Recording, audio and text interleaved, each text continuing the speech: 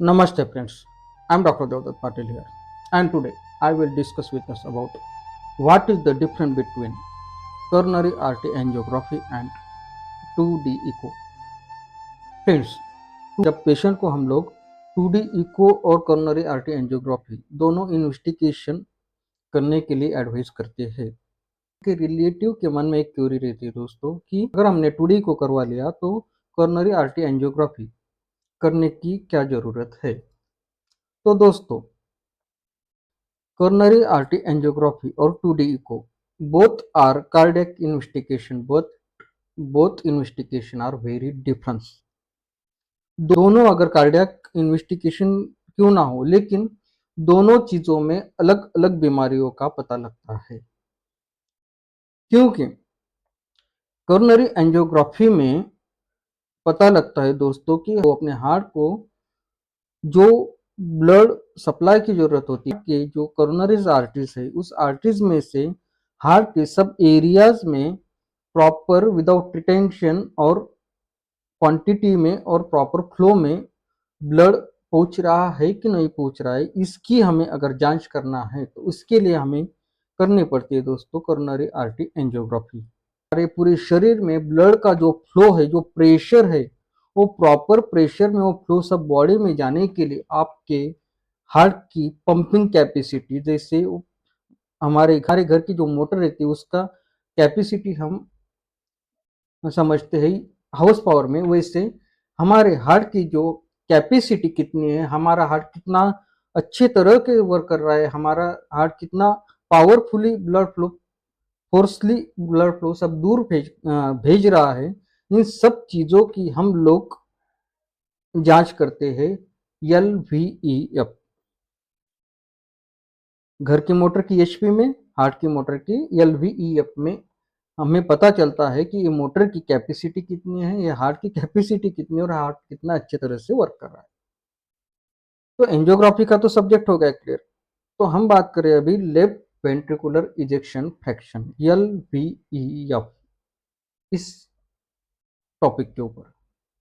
तो जिस मरीज का लेफ्ट वेंट्रिकुलर इजेक्शन फ्रैक्शन जितना पुअर, जितना कम हो जाएगा, उतना उसके हार्ट के ऊपर ज्यादा प्रेशर आता है ब्लड फ्लो पूरे बॉडी में पहुंचाने के लिए।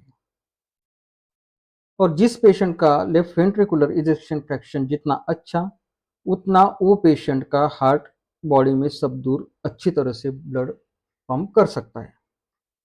क्योंकि सोचो आप, एक 50 to 55% एक व्यक्ति का अगर इजेक्शन फ्रैक्शन है तो उसका एक, मेरा मैं जो हाथ से बता रहा हूं उससे आप समझो कि जो अच्छा इजेक्शन फ्रैक्शन वाला है उसका पर बीट के साथ, पर जो कार्डियक इलेक्ट्रिकल इंपल्शन बीट है, जो हार्ट रेट है, उसके साथ में एक बार पंप होता है, तो होता है दोस्तों ऐसे ऐसे ऐसे पूरा।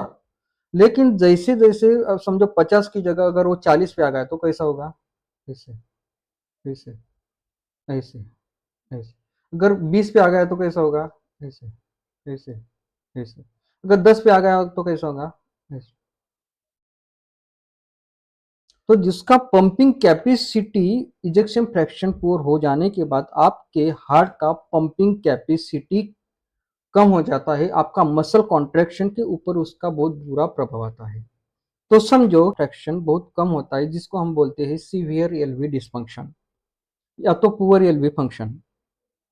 तो वो पेशेंट को अगर कुछ एक्सर्शन करने की अगर जरूरत पड़ती है, मिनिमम एक्सर्शन तो ठीक है, बहुत ज्यादा एक्सर्शन करने की जरूरत पड़ती है, तो उसका हार्ट उस एक्सर्शन को फेस नहीं कर पाता, उसके हार्ट के ऊपर बहुत ही ज्यादा प्रेशर क्रिएट हो जाता है। उस वजह से उस व्यक्ति को थोड़ा सा भी चलने के बाद क्या हो जाता है, उसकी सांस फूलने लग जाती है, ऐसे जोर जोर से सांस लेने की जरूरत पड़ती है और उसकी सांस फूलने लग जाती है। वो उसके आगे काम करने में या वो चीज करने में या वो एक्सर्शन करने में उसकी बॉडी उसका साथ नहीं देती। तो ये सब चीजें होती है दोस्तों हार्ट की पंपिंग कैपेसिटी कम हो जाने की वजह से, हार्ट का इजेक्शन फ्रैक्शन डिस्फंक्शन हो जाने की वजह से, हार्ट का मसल कॉन्ट्रैक्शन प्रॉपर तरीके से ना होने की वजह से।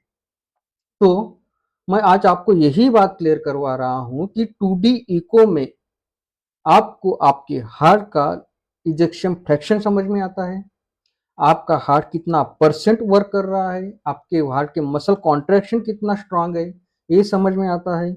आपके हार्ट के अंदर जो गाँव के इस एरिया का हॉल चालू किया तो इस एरिया में पानी जाएगा, वैसे अपने हार्ट के भी अंदर अलग अलग प्रकार के वाल्व रहते हैं दोस्तों। एरोटिक वाल्व, माइट्रल वाल्व, ये जो वाल्व्स है उस वाल्व वो ब्लड फ्लो उसके पास आने के बाद में या वो ब्लड फ्लो को उसने पंप करने के बाद में प्रॉपर तरीके से वो वाल्व क्लोज हो रहे हैं कि नहीं हो रहे, क्या वो जो क्लोज हो रहे हैं उसमें से कुछ लीकेज होके जो अमाउंट पे ब्लड ऊपर जाना चाहिए, जो अमाउंट में ब्लड बाहर के बॉडी में सर्कुलेट होना चाहिए, उस अमाउंट में वो ब्लड बाहर नहीं जा पाता और बाकी जो ब्लड है वो वाल्व पूरा बंद ना होने की वजह से वो ब्लड वापस नीचे लीक हो जाता है, नीचे ड्रेन हो जाता है। उसको बोलते हैं स्टेनोसिस ऑफ वॉल्व। हार्ट का muscle contraction, ejection fraction, structure of heart, ये सब चीजें हमें पता चलती है दोस्तों 2D इको में। इसलिए दोस्तों आज आपका इस दोनों चीजों के ऊपर मतलब 2D echo, what is the 2D echo and what is the coronary artery angiography, दोनों चीजें अगर हार्ट के लिए ही इन्वेस्टिगेट की जाती है, बट दोनों चीजों में बहुत डिफरेंट टाइप्स ऑफ बीमारियों का पता लगाने के लिए, उसको डायग्नोस करने के लिए दोनों अलग अलग मेथड यूज होते हैं। इसलिए जिस पेशेंट का इको किया उसको एंजियोग्राफी करना पड़ता है, क्या जरूरत है, ऐसा नहीं रहता है। जिसको इको किया उसको अगर दूसरा कुछ सस्पेक्टेड रहा तो उसको एंजियोग्राफी करना जरूरी है। जिसका एंजियोग्राफी नॉर्मल है लेकिन उसको चलने फिरने में दिक्कत हो रही है, उसको सांस फूल रही, तो उसको 2D इको करवाना अनिवार्य है। ये जो दोनों इन्वेस्टिगेशन है हार्ट के डिसीज के लिए रूल आउट करने के लिए, पता लगाने के लिए की जाने वाली इन्वेस्टिगेशन है, और दोनों इन्वेस्टिगेशन अलग अलग है और पेशेंट की तकलीफ के हिसाब से दोनों इन्वेस्टिगेशन एज पर नीड करना अनिवार्य है। तो आपको आज पता लग गया होगा कि कोरोनरी आर्टरी एंजियोग्राफी और 2D इको इसमें फर्क क्या है, डिफरेंस क्या है। वीडियो अच्छा लगा तो शेयर कीजिए, लाइक कीजिए, सब्सक्राइब कीजिए। धन्यवाद।